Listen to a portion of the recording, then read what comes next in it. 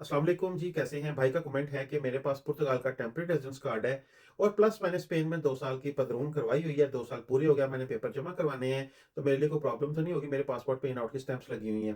पहले भी बहुत बार मैं वीडियो बना चुका हूँ इसके ऊपर।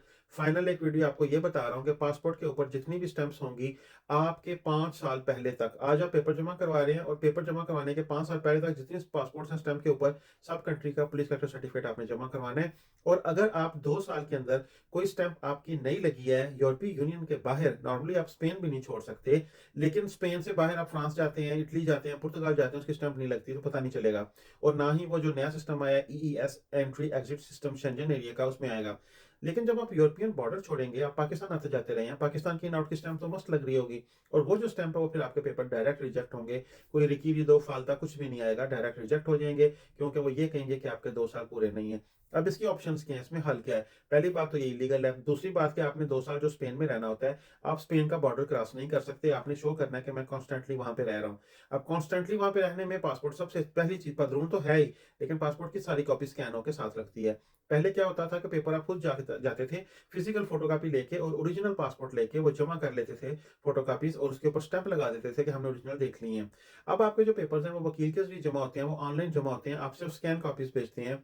स्कैन कॉपीज़ के अंदर जब वो सारे का सारा डाटा चेक होता है, तो उसमें ये चीज़ें आई मीन फिगर आउट हो जाती हैं कि आपने 2 साल में ट्रैवल किया है, तो आपके लिए प्रॉब्लम होगा, पेपर नहीं बनेंगे।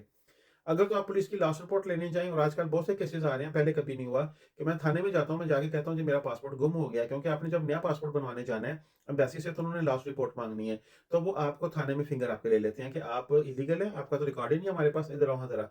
फिंगर देंगे, आप 510 यूरो जुर्माना करवाएँगे, पॉसिबल है कंट्री आउट का लेटर वो दे देंगे, साडा मुल्क छड्डो तुसीं इलीगल रह रहे हो। अगर कंट्री आउट का लेटर नहीं देंगे तो 510 यूरो जुर्माना आपको हो जाएगा कि आप इलीगल हैं। और ये जो जुर्माना है, ये जब आपने पेपर जमा करवाने हैं ना, उससे पहले-पहले क्लियर करवाना होता है। फिंगर लग जाना, फिंगर हो जाना एक तरफ अच्छी बात है कि आपको NIE नंबर मिल जाता है, नूमेरो इडेंटिडad de extranjero, जो कि पूरी ज़िंदगी आपके साथ रहेगा जब तक आप स्पेन की नेशनैलिटी नहीं ले लेते। स्पेन का शनाख्ती कार्ड नंबर है फॉरेनर के लिए। अब उसके ऊपर आके आपकी एक एक रिकॉग्निशन, एक आईडी बन जाती है, लेकिन है मसला ये, ठीक है ना? कि आप थाने गए हैं लास्ट रिपोर्ट लेने, तो आपके साथ ये मसला हो गया। अब लास्ट रिपोर्ट के बाद जो पासपोर्ट नया बनेगा, उस पे आप पेपर जमा करवा सकेंगे, लेकिन पेपर जमा करवाने से पहले फिर ये जो फिंगर हुए हैं ना, आपने ये माफ़ करवाने हैं वकील के ज़रिए, ये एक नवा कटा खुल गया। अच्छा, ये अभी आजकल हो रहा है कि आप लास्ट रिपोर्ट लेने जाते हैं थाने में, वो आपसे आपका आईडी माँगते हैं, आप कहते हैं मैं तो इलीगल हूँ, कहते नहीं कम हियर। अगर आप पुर्तगाल का कार्ड शो करेंगे कि मेरे पास जी पुर्तगाल की आईडी है, मैं तो लीग में घूमने फिरने आया, मेरा पासपोर्ट गुम गया, मेरी आईडी है लेकिन पासपोर्ट है नहीं, तो वो आपकी रिपोर्ट में लिखा जाएगा इसके पास पुर्तगाल का आईडी कार्ड है। पुर्तगाल का आईडी कार्ड में फिर आप स्पेन के पेपर लीगली तौर पे जमा करवा सकते हैं, लेकिन फिर ये आपके लिए साबित करना मुश्किल हो जाएगा कि आप स्पेन में कितनी देर रहे हैं और पुर्तगाल में कितनी देर रहे हैं। नया सिस्टम जो नया इन्होंने लॉन्च किया है, वो इसीलिए किया है इन चीज़ों से बचने के लिए, वो ईईएस वाला एंट्री एग्जिट सिस्टम, उसमें ये चीज़ें और मुश्किल हो गई हैं। तो बिल्कुल आपके स्टैम्प्स, आपके पासपोर्ट की, आप दुबई में रहे हैं 2 साल, आप स्पेन में आ गए हैं, लेकिन स्पेन में आने से पहले 5 साल के अंदर-अंदर आप रहे हैं, तो आपको दुबई का पुलिस का सर्टिफिकेट चाहिए। आजकल बहुत चीज़ें सख्त हैं, पदरून में बड़ा टाइम लग रहा है, एकदम से पदरून नहीं हो रही, 2-2 हफ्ते का टाइम देते हैं, आके पुलिस वाले चेक करते हैं, ये बंदा वहाँ पे रह रहा है, नहीं रह रहा, कितने बंदे रह रहे हैं, फिर जाके पदरून होती है।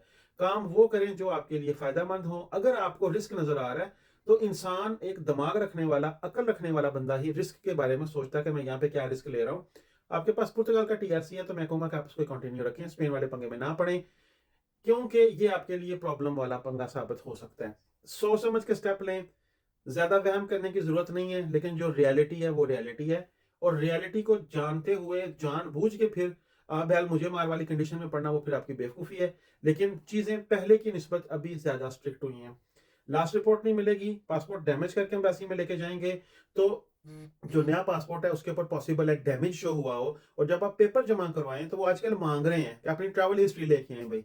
अब ट्रैवल हिस्ट्री जब लेके आएँगे, कहाँ से भी निकलेगी, एयरपोर्ट से निकलेगी, पाकिस्तान से निकलेगी, जहाँ से भी, उसमें वो सारी चीज़ें ऐड होंगी।